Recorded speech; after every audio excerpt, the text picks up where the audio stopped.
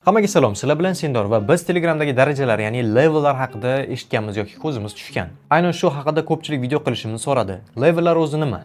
Bu Telegramdagi ishlatgan starslaringizni ko'rsatadigan ko'rsatkich. Telegram starslar orqali ko'tariladigan bu darajani bugungi videomizda qanday ishlaydi, nimaga ishlaydi va siz qanday qilib darajangizni ko'tarishingiz mumkin va nima qilsangiz darajangiz tushib ketadi. Aynan shu narsalarning savoliga javobini mana shu videoda ko'ramiz. Video mavzusi sizga qiziq bo'lsa, videoga like bosing va menga obuna bo'lishni esdan chiqarmang. Siz bilan har doimdek Sendor biz boshladik.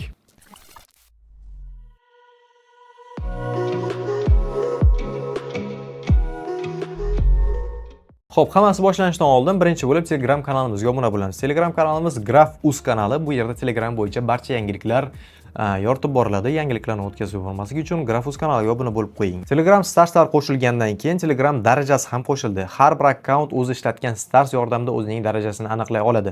Bu Telegram nima uchun chiqargan? Albatta buni pul ishlash uchun. Darajalar ko'tarilgan nima beradi? Aura beradi, puli ko'p odamdek ko'rinadi. Xullas, starslar orqali qilinadigan soqqa foydalanuvchilarga mana shu tarafdan ozgina plyus beradi desak ham bo'ladi. Telegramning hozirgi meni akkauntimning darajasi 8-daraja. 8-darajaga chiqish uchun men qancha summa ishlatdim? Qancha stars ishlatdim? Starslarim 66852 mingta stars.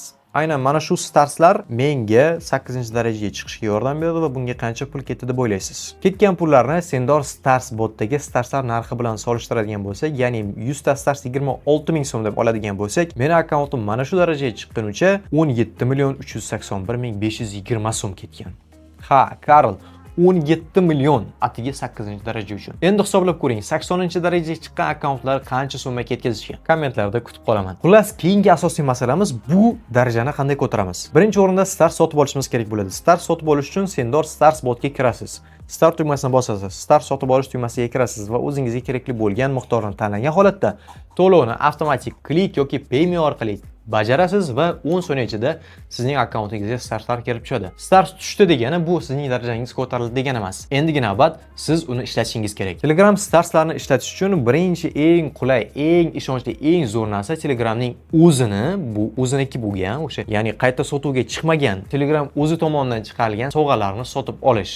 Ushbu sovg'alarni sotib olgan holatda men aynan shu darajamni ko'tarib olganman. Ya'ni siz unga sarflagan starsingiz 100% sizning darajangizga qo'shiladi. Ushbu starslarni darajangizga qo'shilishi qanday amalga oshadi? 20 kun zadержкасы bo'ladi. Ya'ni bugun stars ishlatsangiz, 20 kundan keyin sizning darajangiz ko'tariladi. Xullas, mana shu holatda sizning darajangiz ko'tarilib bo'ladi. Telegram starslarni ishlatish qanaqa bo'lishi kerak? Siz agarda marketdan, Telegramning o'zining marketidan starsga sovg'a sotib olsangiz, uning 15% sizning darajangizni ko'tarishiga xizmat qiladi. Qolgan 85% esa shunchaki ishlatilib ketadi. Shunday ekan, Telegramning o'zi tomonidan chiqarilgan sovg'alarni qimmatroqqa sotib olish sizning darajangiz ko'tarilishiga yordam beradi. Agarda darajangizni Telegramning qimmat sovg'alari chiqmagan paytda ko'tarmoqchi bo'lsangiz, shunchaki oddiygina bo'lgan cheklanmagan sovg'alardan do'stlaringizga tashlab boring va bu darajangizni ko'tarilishiga yetakchi sabablardan biri hisoblansa kerak hozirgi paytda. Demak, mana shu narsani ko'rib chiqdik. Bizning darajalarimiz ko'tarishi Telegram kanallariga reaksiya bosishimiz, Telegramda starslarni ma'noli joylarga ishlatishimiz, ya'ni bizga qoladigan foizi balandroq bo'lgan joylarga ishlatishimiz bizning darajamiz yetarlicha ko'tarishiga xizmat qiladi. Endi ikkinchi masala, bizning darajamiz qachon tushib ketadi? Ko'pchilikda ko'rganmiz negativ daraja, ya'ni unda o'sha chiqib qoladi profilda, bu esa ishonchlilikni juda ham kamaytiradi.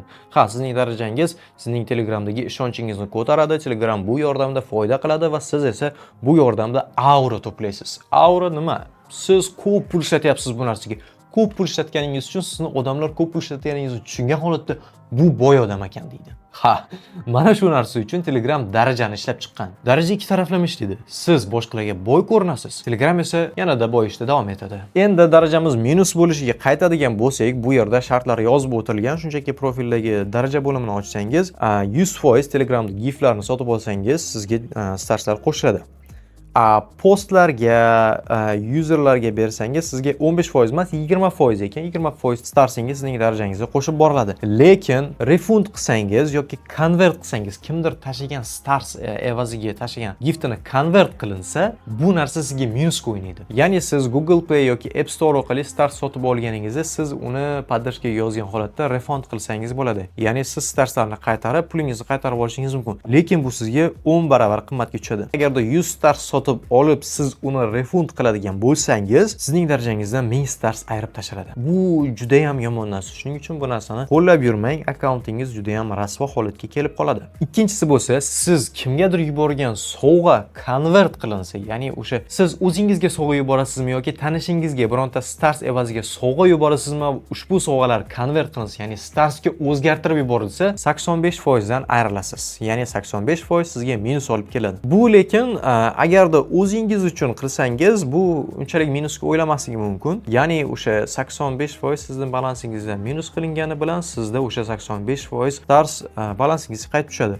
No, lekin kimgadir sovg'a yuborsangiz va o'sha odam sizni sovg'angizni konvert qilib yuborsa, u sizga minusga o'ynaydi. Starslar, ya'ni daraja ko'tarish mana shu holatda ishlaydi. Ya'ni siz stars ishlatsangiz, darajangiz ko'payadi, lekin uni to'g'ri joyga ishlashingiz kerak. Agarda siz starsni refund qilsangiz, 10x sizning balansingizdan ayrilib tashlanadi. Ya'ni 1000 ta starsni refund qildingiz deylik va sizda 10 ta stars yo'q o'sha. Darajangizdan ancha-muncha summa chopilib ketadi. Xullas, starslar ishlash darajasi shunaqa. 85%, 20% mana bunaqa mayda-chuyda foizlardan qochgan holatda sizning balansingizga 100% tushadigan narsalarni olsangiz, darajangiz ko'tariladi va ko'pchilik orasida auro to'playsiz deb umid qilaman. Xullas, videomiz mana shu yerda tushunarli bo'lgan bo'lsa, sizga qiziq bo'lgan bo'lsa, menga kommentariyada kamchiliklar bo'lgan bo'lsa yozib keting. Kommentlar doimo ochiq va men har biringizning fikringizni qadrlayman va har biringizning fikringizni o'qib, ularga javob berishga qo'ldan kelgancha harakat qilaman. Siz bilan har doimdek Sendors bo'ldi. Sendors Stars botdan foydalanib, o'zingizga starslarni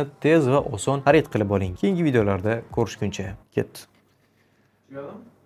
Miyamga beraveryapti, quloqim bitgani.